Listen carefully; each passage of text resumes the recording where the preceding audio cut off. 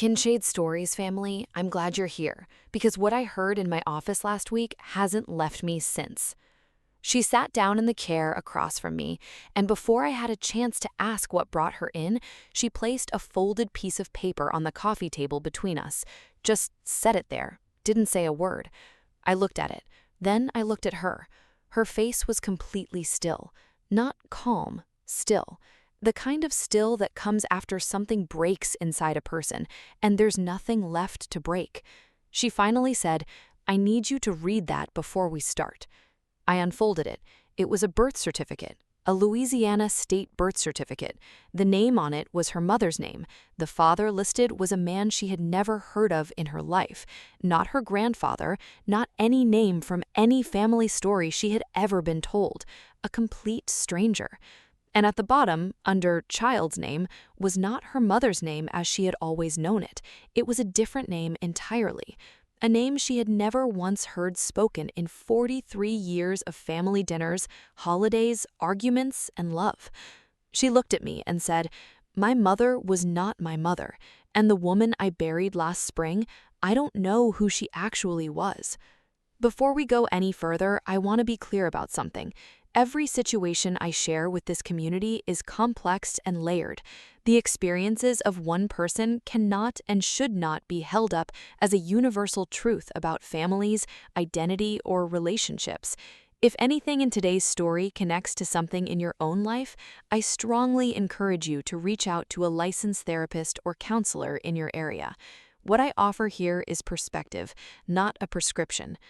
Her name was Carol. She was 43 years old and had lived in Baton Rouge her entire life. She was a middle school librarian, divorced, no children, and by her own description, someone who had always considered herself a grounded person. She told me in that first session that she didn't cry easily, that she was the one in her family who kept it together. She had been the one who organized her mother's medical care through the final 8 months of illness. She handled the funeral, she settled the estate. She was the one who stayed. She came to me 6 months after her mother's death. She said she wasn't sleeping well. She didn't think she needed therapy, but her doctor had referred her after she mentioned the sleep issues. She wasn't in crisis, she just felt, in her words, slightly off, like a door in her house that had always swung open and suddenly wouldn't close all the way. That was the original reason she made the appointment. The birth certificate changed everything about what kind of appointment it turned out to be. I asked her where she found it. She told me she had been going through the last of her mother's personal items, a cardboard box from the bottom of a bedroom closet. Her mother had been a private person, neat, organized. Carol said the box had nothing dramatic on the outside, just a shoebox-sized cardboard box held shut with a rubber band. Inside were what looked like ordinary keepsakes, old photographs, a few greeting cards, a prayer card from a funeral Carol didn't recognize, and underneath all of it, tucked into a plain white envelope with no writing on the outside, was the birth certificate. She said she almost missed it. She almost threw the envelope away without opening it. I asked her to tell me about her mother, what she remembered, who she was. Carol was quiet for a moment. Then she said, "She was a good woman, strict but fair. She worked at the same insurance company for 26 years. She went to Mass every Sunday. She made red beans and rice every Monday without fail. She was not an emotional person. She didn't talk about her past." She paused. She never talked about her past. I thought that was just her personality. I asked if she had other family, any aunts, uncles, older relatives who might know something. Carol nodded slowly. She had one aunt, her mother's younger sister, a woman named Georgette, who lived about 40 minutes outside the city. Carol said the two of them had never been close. Her mother and Georgette had a relationship that Carol described as polite at holidays and nothing more. She hadn't questioned it.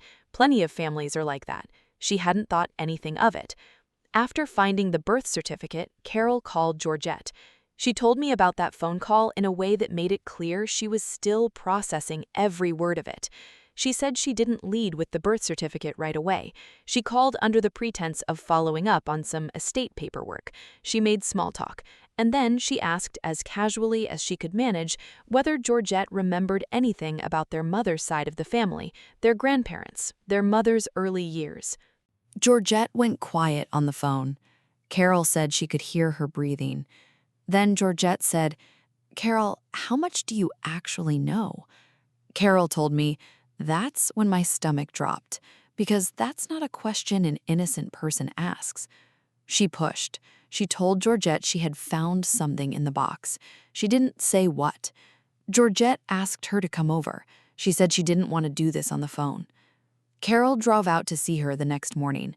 She said the whole drive she was telling herself it would be something small, an old family secret that didn't really affect her, a relative no one talked about, something ordinary.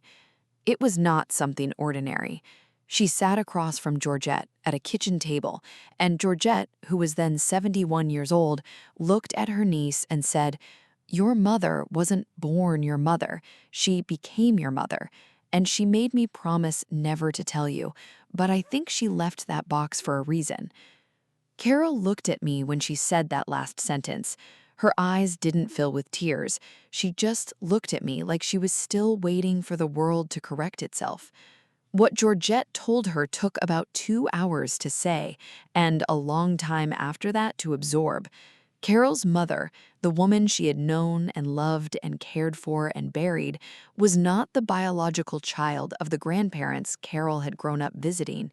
The woman Carol knew as her mother had been born to a different family entirely.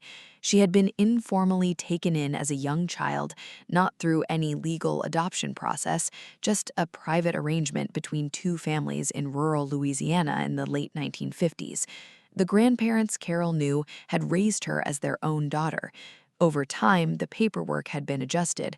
Birth certificates in that era, in certain parts of the South, were not always as secure or official as people assume today. The name had been changed, the original family had moved away, and the secret had been maintained for over 60 years. Carol's mother had found out the truth herself, but not until she was in her 30s. Georgette told Carol that her mother had discovered it the same way Carol did, by accident, by finding something in a box that wasn't meant to be found.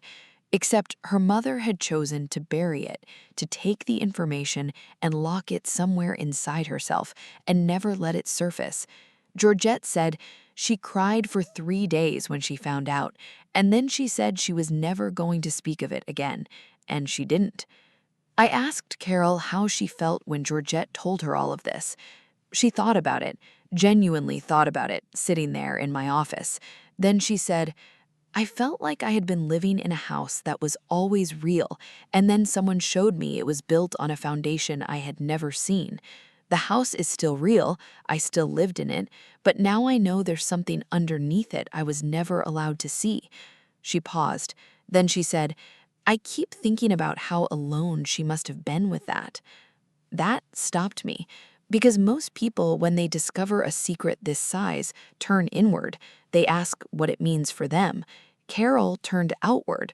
Her first deep feeling was grief for her mother's solitude. There was still more.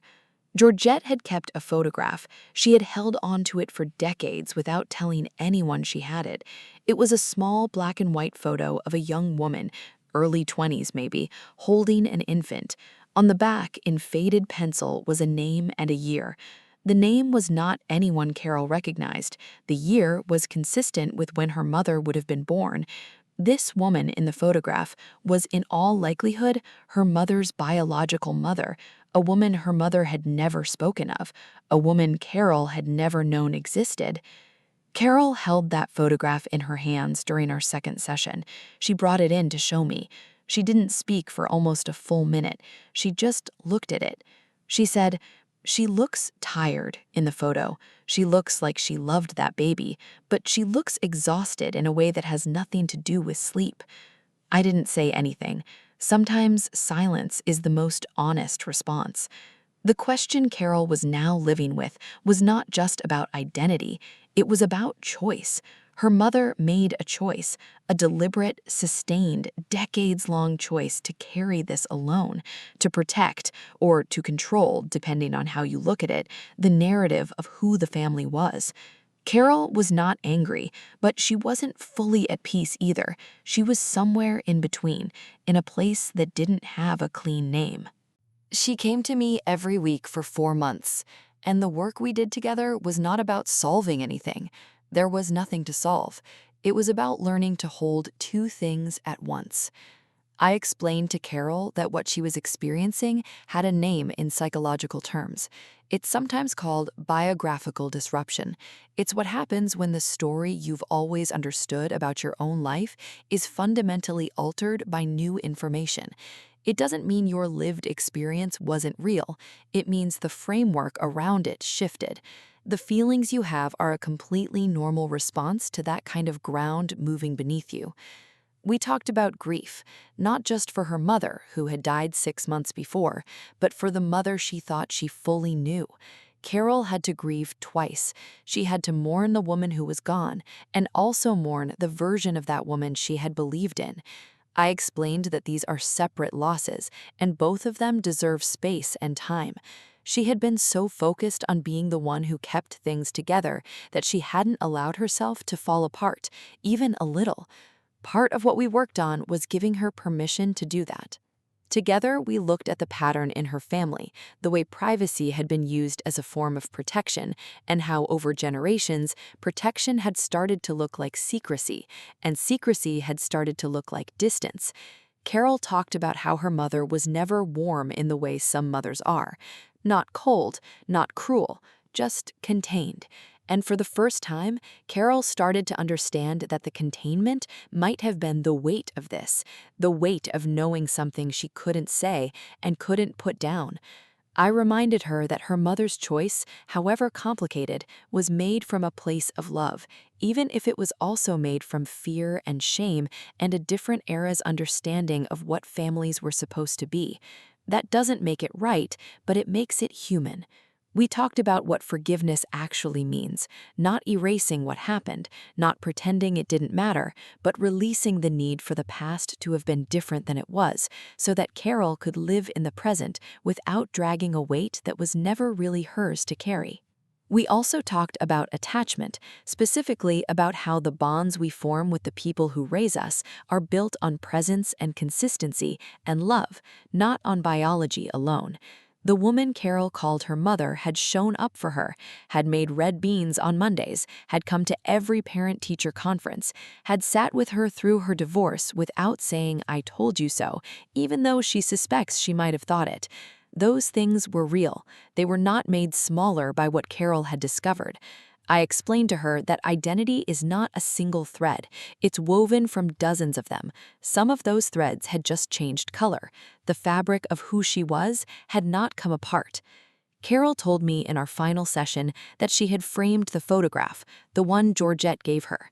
She put it on a shelf in her bedroom, next to a photo of her mother. She said, "I figure they belong in the same room, even if they never met." She's doing better now. She still has hard days. She told me she sometimes picks up the phone to call her mother and then remembers, twice over, why she can't. That's grief. It doesn't follow a schedule. But she's sleeping again, and she said she feels, for the first time in a long time, like she's standing on solid ground, not because the ground changed, because she stopped pretending there was nothing underneath it. I think about Carol's case often because it reminds me that families carry things across generations that the younger members never asked to carry and never knew they were holding. The secrets don't disappear when no one speaks them.